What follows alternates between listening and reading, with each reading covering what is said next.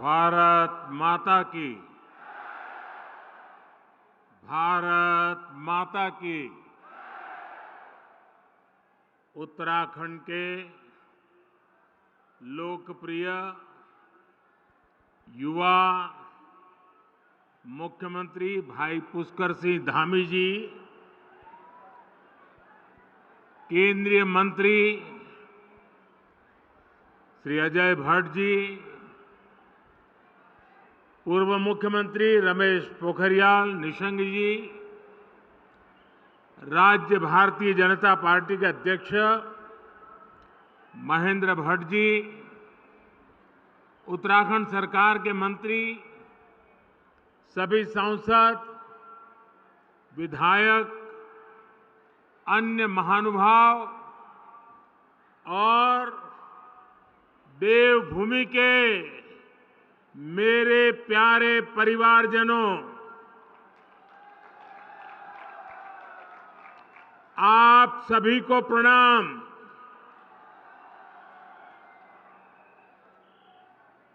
आज तो उत्तराखंड ने कमाल कर दी है जी।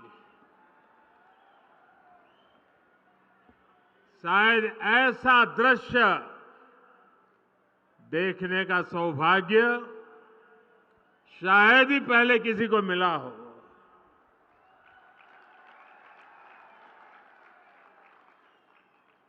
आज सुबह से मैं उत्तराखंड में जहां गया, अद्भुत प्यार, अपार आशीर्वाद, ऐसा लग रहा था जैसे स्नेह की गंगा बह रही है।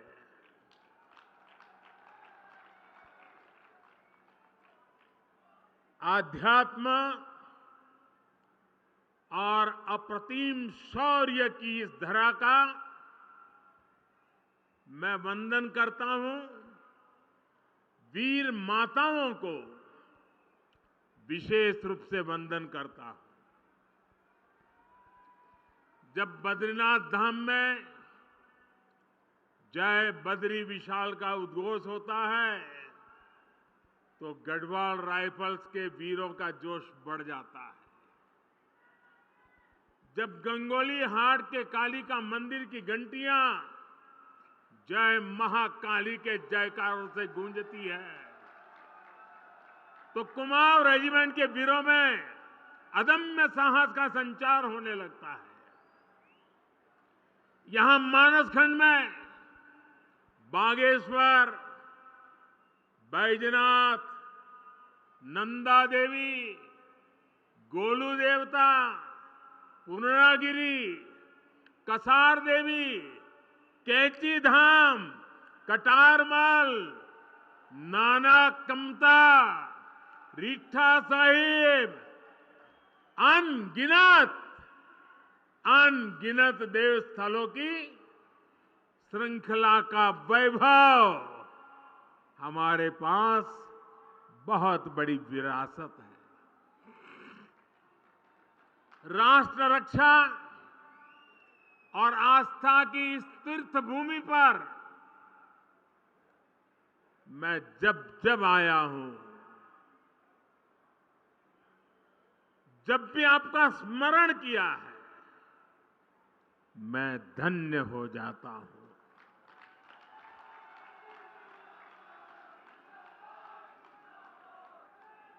मेरे परिवारजनों, यहां आने से पहले मुझे पार्वती कुंड और जोगेश्वर धाम में पूजा अर्चना करने का सौभाग्य मिला। मैंने हर देशवासी के अच्छे स्वास्थ्य और विकसित भारत के संकल्प को मजबूत करने के लिए और मेरे उत्तराखंड के सारे सपने, सारे संकल्प पूरे हो, इसलिए आशीर्वाद मांगा है। कुछ ही देर पहले मेरी मुलाकात हमारी सीमा के प्रहरियों, हमारे जवानों के साथ भी हुई है। मुझे स्थानीय कला और स्वयं सहायता समूहों से जुड़ी हमारे सभी बहनें भाई उनसे भी मिलने का मौका मिला। यानी भारत की संस्कृति, भारत की सुरक्षा, भारत की समृद्धि से जुड़े हुए इन तीनों स्वरूप में इस प्रकार से मेरी ये नए प्रकार की यात्रा भी जुड़ गई। सभी के दर्शन एक साथ हो गए। उत्तराखंड का ये सामर्थ्य अद्भुत है, अतुलनीय है। इसलिए मेरा विश्वास है और ये विश्वास मैंने बाबा केदार के चरणों में बैठ करके व्यक्त किया था। मेरा विश्वास है कि ये दशक उत्तराखंड का दशक होने वाला है और आज मैं आदि कैलाश के चरणों में बैठ करके आया हूं। मेरे उस विश्वास को फिर एक बार दोहराता हूं। उत्तराखंड विकास की नई ऊंचाई पर पहुंचे, आप लोगों का जीवन आसान हो, इसके लिए हमारी सरकार पूरी ईमानदारी से, पूरे समर्पण भाव से और एक ही लक्ष्य लेकर के आज काम कर रही है। अभी यहां 4,000 करोड़ रुपए से अधिक के विकास कार्यों का शिलान्यास और लोकार्पण हुआ है। एक ही कार्यक्रम में 4,000 करोड़ रुपए। मेरे उत्तराखंड के भाई बहन, आप कल्पना कर सकते हैं। मैं आप सभी को इन परियोजनाओं के लिए बहुत बहुत बधाई देता हूं। मेरे परिवारजनों, मेरे लिए ना तो ये रास्ते नए हैं और न ही आप सभी साथी नए हैं। उत्तराखंड में अपनेपन की अनुभूति हमेशा मेरे साथ रहती है और मैं देखता हूं कि आप भी अपनेपन के उसी हक के साथ, उसी आत्मीयता से मुझसे जुड़े रहते हैं। अनेक साथी उत्तराखंड के दूर सुदूर गांव के भी मुझे चिट्ठी लिखते हैं। हर अच्छे बुरे वक्त पर साथ खड़े रहते हैं।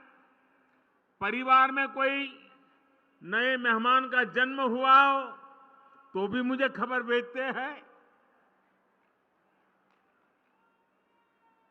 बेटी पढ़ाई में कहीं आगे बढ़ी हो तो भी चिट्ठी लिखते हैं। यानी जैसे पूरे उत्तराखंड परिवार का मैं एक सदस्य हूं, वैसे उत्तराखंड मुझसे जुड़ गया है। देश जब कोई बड़ी उपलब्धि हासिल करता है तब भी आप खुशी साझा करते हैं। कुछ सुधार की गुंजाइश अगर कहीं दिखती है तो वो भी आप मुझे बताने में कभी पीछे नहीं रहते। हाल ही में देश ने लोकसभा और विधानसभा में महिलाओं के लिए 33% सीटें आरक्षित करने का बहुत बड़ा ऐतिहासिक फैसला लिया है। 30-30, 40-40 साल से लटका हुआ काम आपका भाई, आपका बेटा कर पाया है। और मजा देखिए, उस दौरान भी मुझे यहां की बहनों ने बहुत सारी चिट्ठियां भेजी है। मेरे परिवारजनों, आप सभी के आशीर्वाद से आज भारत विकास की नई बुलंदी की तरफ बढ़ रहा है। पूरी दुनिया में भारत और भारतीयों का गौरवगान हो रहा है। हो रहा है ना? हो रहा है ना? पूरी दुनिया में भारत का डंका बज रहा है ना? एक समय था चारों तरफ निराशा का माहौल था। पूरा देश जैसे मानो निराशा में डूब गया था।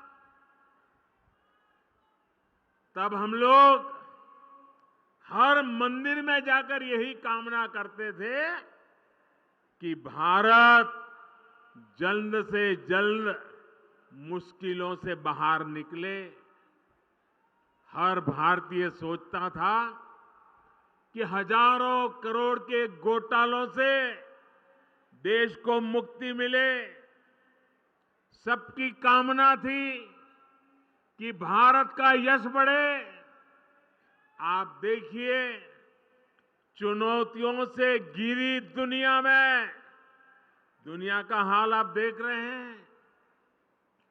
चुनौतियों से घिरी दुनिया में भारत की आवाज कितनी बुलंद होती जा रही है। अभी कुछ सप्ताह पहले ही G20 का इतना बड़ा शानदार आयोजन हुआ। उसमें भी आपने देखा कि कैसे दुनिया ने हम भारतीयों का लोहा माना है। आप मुझे बताइए, जब दुनिया भारत का गौरवगान करती है, जब दुनिया में भारत का डंका बजता है, आप बताएंगे, जवाब देंगे? मैं पूछूं, जवाब देंगे? जब दुनिया में भारत का नाम ऊंचा होता है, आपको अच्छा लगता है?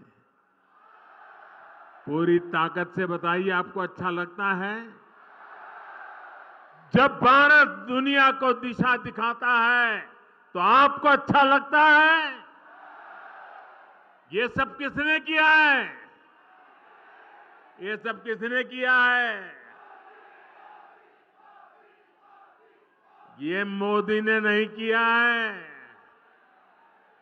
ये सब कुछ आप मेरे परिवारजनों ने किया है। इसका यश आप सब जनता जनार्दन को जाता है। क्यों? याद रखिए, क्यों? क्योंकि आपने 30 साल के बाद दिल्ली में स्थिर और मजबूत सरकार बनाकर मुझे आपकी सेवा करने का मौका दिया।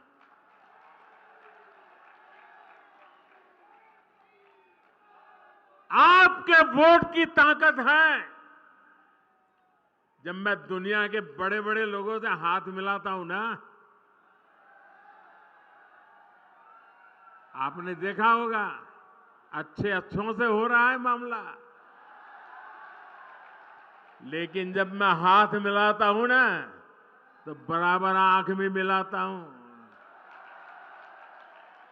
और जब मेरी तरफ वो देखते हैं ना, तो मुझे नहीं देखते हैं, 140 करोड़ हिंदुस्तानियों को देखते हैं।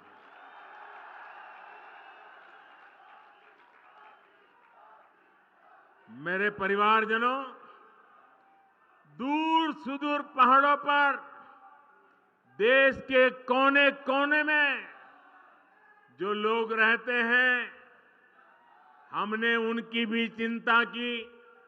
इसलिए सिर्फ 5 वर्ष में ही देश में 13.5 करोड़ गरीबी से बाहर आए।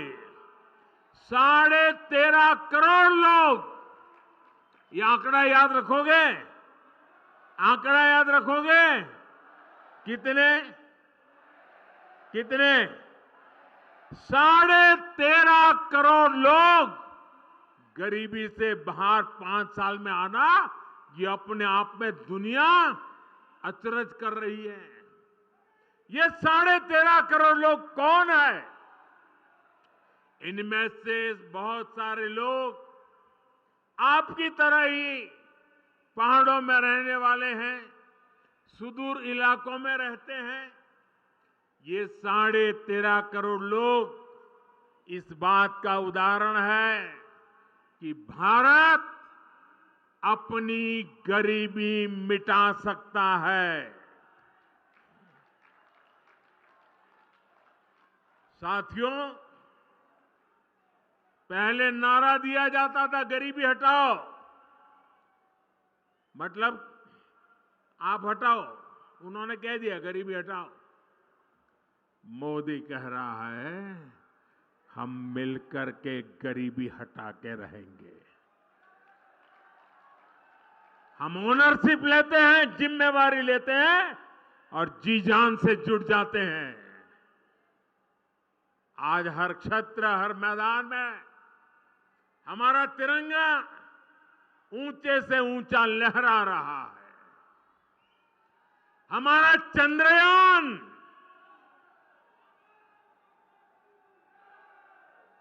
ये चंद्रयान जहां पहुंचा है, जहां दुनिया का कोई भी देश नहीं पहुंच पाया। और भारत ने जहां अपना चंद्रयान गया है, उस स्थान को नाम दिया है शिव शक्ति। मेरे उत्तराखंड के लोग, ये शिव शक्ति की विचार से आप खुश है कि नहीं है? आपका मन आनंदित हो गया कि नहीं हो गया? यानी वहां भी मेरे उत्तराखंड की पहचान पहुंच गई। शिव और शक्ति का योग क्या मतलब होता है, ये हमें उत्तराखंड में सिखाने की जरूरत नहीं, यहां तो डगर डगर पर साक्षात दिखता है। साथियों, स्पेस में ही नहीं, स्पोर्ट्स में भी भारत का दम आज दुनिया देख रही है। हाल में एशियाई खेल समाप्त हुए हैं। इसमें भारत ने इतिहास के सारे रिकॉर्ड तोड़ दिए हैं। पहली बार भारत के खिलाड़ियों ने सेंचुरी लगाई, 100 से ज्यादा मेडल जीतने का रिकॉर्ड बनाया है। और आप जरा जोर से ताली बजाना। एशियन गेम्स में उत्तराखंड के भी 8 बेटे बेटियां अपना दमखम दिखाने गए थे। और इसमें हमारे लक्ष्य सेन की टीम ने भी मेडल जीता और वंदना कटारिया की हॉकी टीम ने भी शानदार मेडल देश को दिया है। एक काम करेंगे, ये उत्तराखंड के बच्चों ने कमाल की है। एक काम करेंगे अपना मोबाइल फोन बाहर निकालिए, मोबाइल निकाल करके उसके फ्लैश चालू करिए और उन सबको, ये खिलाड़ियों का अभिनंदन कीजिए अपना फ्लैश लाइट करके। सब अपना मोबाइल फोन निकाल के फ्लैश लाइट करके, शाबाश। ये हमारे उत्तराखंड के बच्चों का अभिवादन है, हमारे खिलाड़ियों का अभिवादन है। मैं फिर से एक बार देवभूमि के मेरे इन युवा बेटे बेटियों को, इन खिलाड़ियों को फिर से अपनी बधाई देता हूं। और आपने भी आज एक नया रंग भर दिया। साथियों, बैठिए, बहुत आभारी हूं मैं आपका।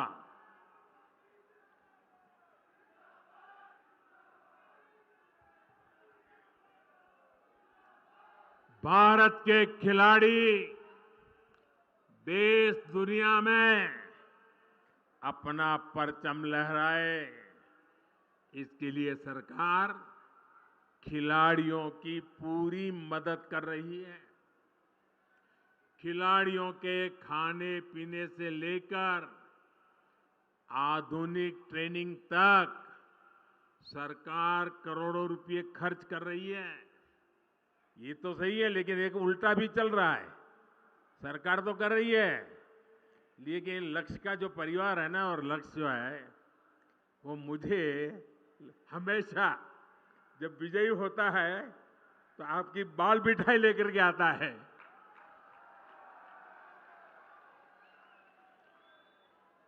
खिलाड़ियों को बहुत दूर नहीं जाना पड़े, इसके लिए सरकार जगह जगह खेल के मैदान भी बनवा रही है।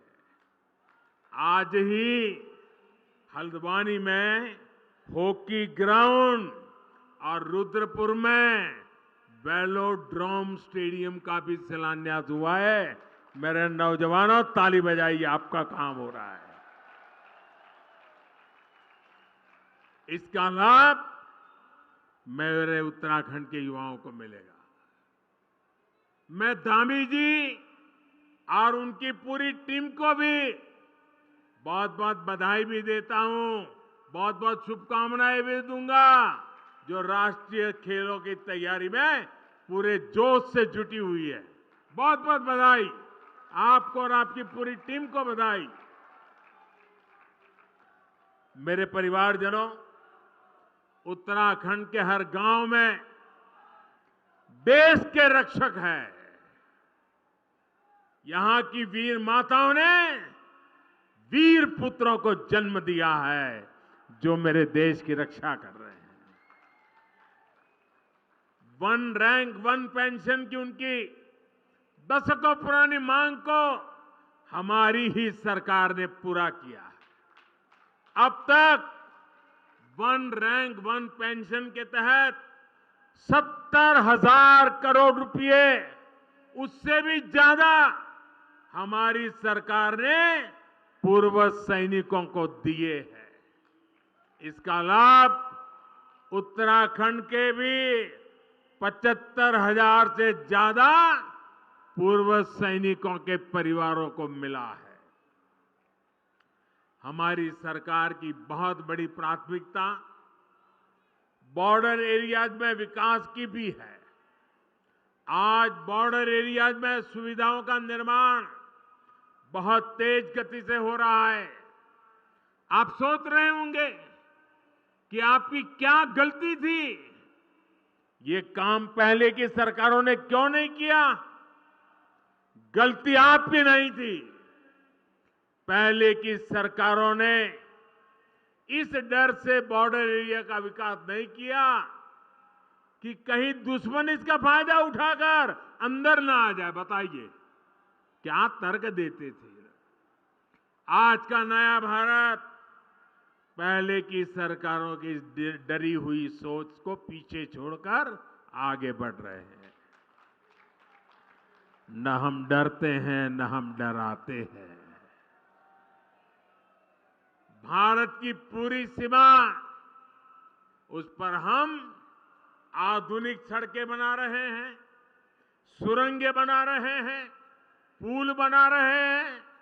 बीते 9 वर्षों में सिर्फ बॉर्डर एरियाज में ही 4,200 किलोमीटर से ज्यादा लंबी सड़कें बनाई गई है।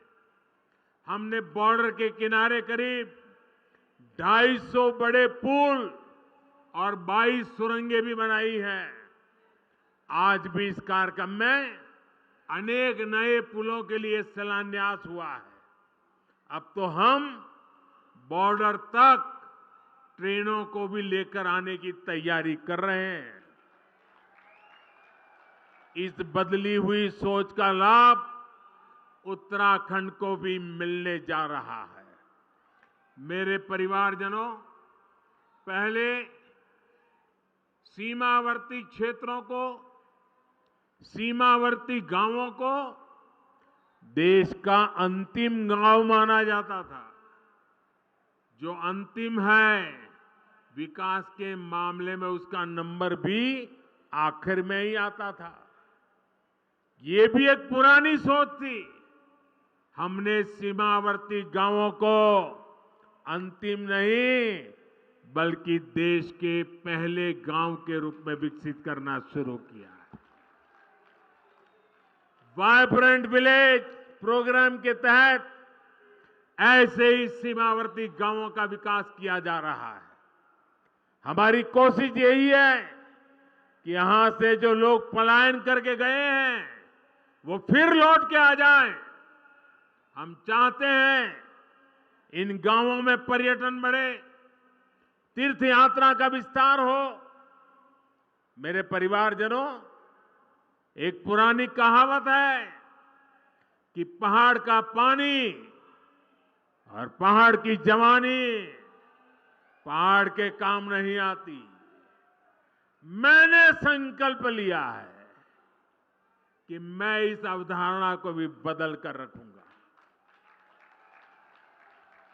आपने भी देखा है कि अतीत की गलत नीतियों के कारण उत्तराखंड के अनेक गांव वीरान हो गए।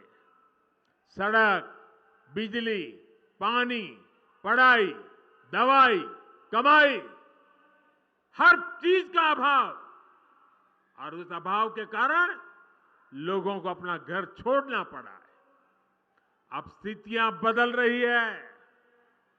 जैसे जैसे उत्तराखंड में नए अवसर बन रहे हैं, नई सुविधाएं बन रही हैं, वैसे वैसे अनेक साथी गांव लौटने लगे हैं।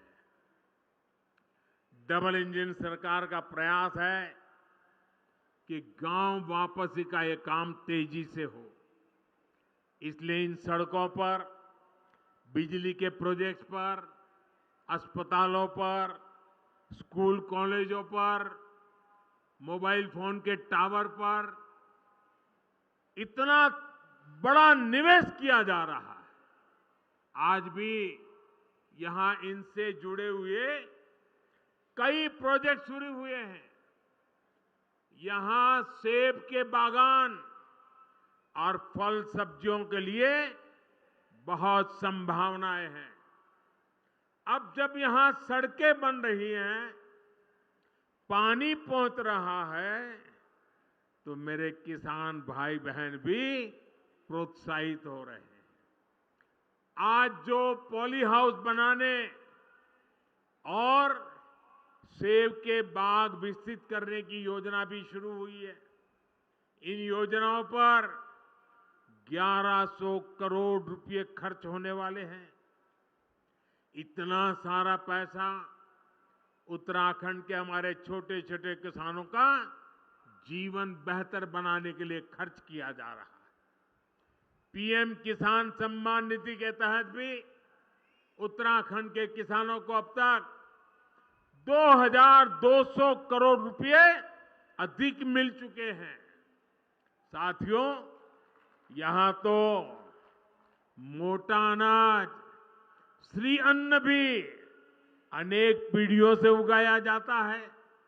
मैं जब आपके बीच में रहा करता था, बहुत समय काटा है आपके बीच में, तब घर घर में मोटा अनाज भी खूब खाया जाता था। अब केंद्र सरकार इस मोटे अनाज को, श्री अन्न को दुनिया के कोने कोने तक पहुंचाना चाहती है। इसके लिए देश भर में एक अभियान शुरू किया गया है। इनका भी बहुत बड़ा फायदा हमारे उत्तराखंड के छोटे किसानों को मिलने जा रहा है। मेरे परिवारजनों, हमारी सरकार माताओं बहनों की हर मुश्किल, हर असुविधा को दूर करने के लिए प्रतिबद्ध है। इसलिए हमारी सरकार ने गरीब बहनों को पक्का घर दिया। हमने बहनों बेटियों को शौचालय बनाकर दिया, गैस कनेक्शन दिए, बैंक में खाता खुलवाया, मुफ्त इलाज जो किया, मुफ्त राशन आज भी चल रहा है ताकि गरीब का घर का चूल्हा जलता रहे। हर घर जल योजना के तहत उत्तराखंड में 11 लाख परिवारों की बहनों को पाइप से पानी की सुविधा मिल रही है। अब बहनों के लिए एक और काम किया जा रहा है। इस साल लाल किले से मैंने महिला स्वयं सहायता समूहों को ड्रोन देने की घोषणा की है। ड्रोन के माध्यम से खेतों में दवा, खाद, बीज ऐसे अनेक काम किए जा सकेंगे। अब तो ऐसे ड्रोन भी बनाए जा रहे हैं कि फल सब्जियों को निकट की सब्जी मंडी तक पहुंचा सके। पहाड़ में ड्रोन से दवाओं की डिलीवरी भी तेजी से करा सके। यानी महिला स्वयं सहायता समूहों को मिलने वाले ये ड्रोन उत्तराखंड को आधुनिकता की नई ऊंचाई पर ले जाने वाले। मेरे परिवारजनों, उत्तराखंड के तो गांव-गांव में गंगा है, गंगोत्री है। यहां के हिम शिखरों में शिवजी और नंदा विराजते हैं। उत्तराखंड के मेले, कौथिग, थौल, गीत संगीत, खान पान अपनी विशिष्ट पहचान रखते हैं। पांडव नृत्य, छोलिया नृत्य, मांगल गीत, फुलदेई, हरेला, बघवाल और रम्माण जैसे सांस्कृतिक आयोजन से ये धरती समृद्ध है। लोक जीवन के स्वाद, रोट, अरसे, जंगोरे की खीर, कफली, पकोड़े, रायता, अल्मोड़ा की बाल मिठाई, सिग्योरी, इनका स्वाद कौन भूल सकता है। और ये जो काली गंगा की भूमि है, उस भूमि से तो मेरा नाता भी बहुत रहा है। यहां चंपावत स्थित अद्वैत आश्रम भी, उससे भी मेरा गहरा संबंध रहा है। वो मेरी जिंदगी का एक कालखंड था। मेरी कितनी ही यादें यहां के ईंच ईंच जमीन पर पड़ी हुई है। इस बार बहुत इच्छा थी कि मैं इस दैवीय परिसर ज्यादा समय बिताऊं, लेकिन कल दिल्ली में G20 से जुड़ा एक और बड़ा सम्मेलन है। सारी दुनिया के पार्लियामेंट के जो स्पीकर हैं G20 के, उनका एक बहुत बड़ा समिट है। और इस वजह से मैं अद्वैत आश्रम चंपावत नहीं जा पा रहा हूं। मेरी ईश्वर से कामना है कि मुझे जल्द ही इस आश्रम में आने का फिर एक बार मौका मिले। मेरे परिवारजनों, उत्तराखंड में पर्यटन और तीर्थ यात्रा के विकास से जुड़े डबल इंजन सरकार के प्रयास अब रंग ला रहे हैं। इस वर्ष उत्तराखंड में 4 धाम यात्रा के लिए आने वाले श्रद्धालुओं की संख्या 50 लाख के आसपास पहुंच रही है। सारे रिकॉर्ड टूट चुके हैं। बाबा केदार के आशीर्वाद से केदारनाथ धाम के पुनर्निर्माण से जुड़ा पहला चरण पूरा हो चुका है। श्री बद्रीनाथ धाम में भी सैकड़ों करोड़ रुपयों की लागत से अनेक काम हो रहे हैं। केदारनाथ धाम और श्री हेमकुंड साहिब में रोपवे का भी काम पूरा होते ही दिव्यांग और बुजुर्ग तीर्थयात्रियों को बहुत सुविधा होने वाली है। हमारी सरकार केदारखंड के साथ साथ, और मैं आज इसलिए यहाँ आया हूं, मुझे मानस खंड को भी उस ऊंचाई पर ले जाना है। केदारखंड और मानस खंड की कनेक्टिविटी पर भी हम बहुत बल दे रहे हैं। जो लोग केदारनाथ बद्रीनाथ धाम जाते हैं वे जोगेश्वर धाम, आदि कैलाश और ओम पर्वत भी आसानी से आ सके, ये प्रयास किया जा रहा है। आज जो ये मानसखंड मंदिर माला मिशन शुरू हुआ है, उससे भी कुमाऊं के अनेक मंदिरों तक आना जाना आसान होगा। मेरा अनुभव कहता है कि जो लोग बद्रीनाथ और केदारनाथ आते हैं वे भविष्य में इस और जरूर आएंगे। उनको इसी क्षेत्र का पता नहीं है और आज जरूर वीडियो जब टीवी पर देखेंगे ना, ये मोदी चक्कर काट के आया है,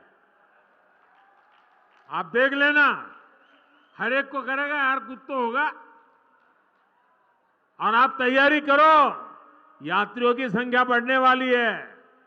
मेरा मानस खंड धम धम होने वाला है जी। साथियों, उत्तराखंड की बढ़ती हुई कनेक्टिविटी यहां के विकास को नई ऊंचाई पर ले जाने वाली है। 4 धाम महापरियोजना से, ऑल वेदर रोड से आपको बहुत सुविधा हुई है। ऋषिकेश कर्णप्रयाग रेल परियोजना पूरी होने के बाद तो पूरे क्षेत्र का कायाकल्प हो जाएगा। इस पूरे क्षेत्र में उड़ान योजना के तहत सस्ती हवाई सेवाओं का भी विस्तार किया जा रहा है।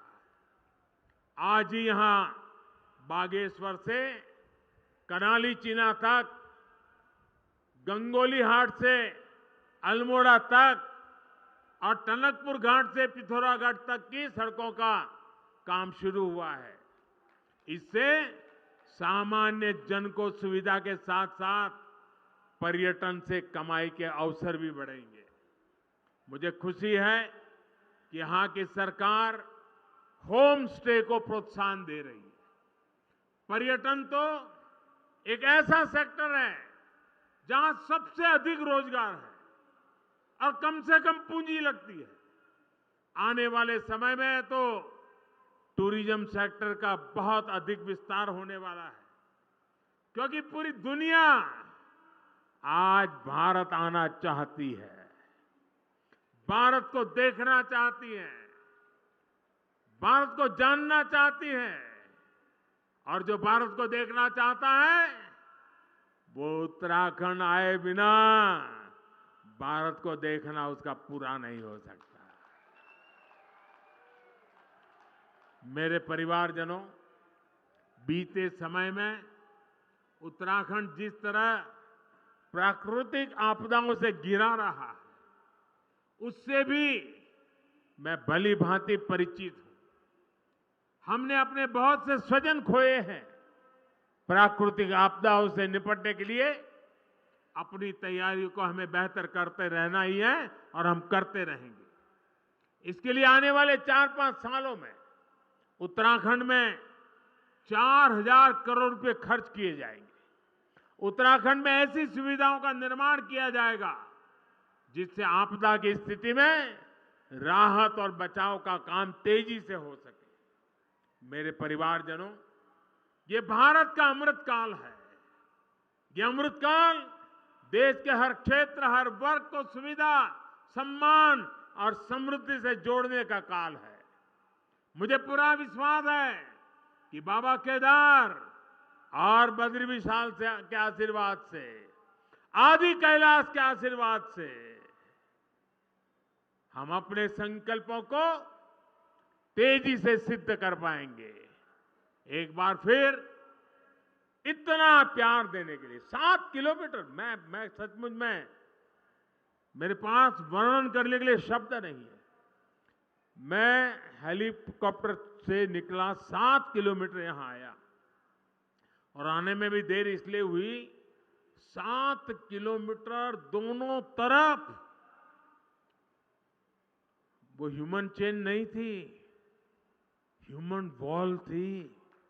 ऐसी भीड़ लगी थी और जैसे परिवार में कोई अवसर हो वैसे उत्सव के कपड़े पहनकर, शुभ प्रसंग के कपड़े पहन करके मंगल वातावरण में माताओं के हाथ में आरती, फूलों के गुलदस्ते आशीर्वाद देने से वे रुकते नहीं थे।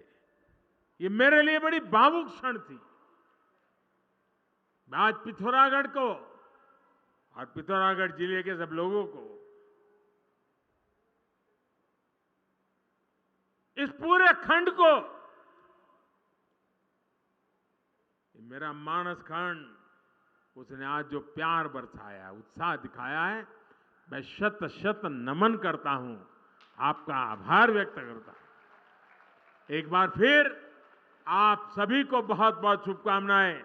मेरे साथ बोलिए, दोनों हाथ ऊपर करके पूरी ताकत से बोलिए, भारत माता की, भारत माता की, भारत माता की। बहुत बहुत धन्यवाद।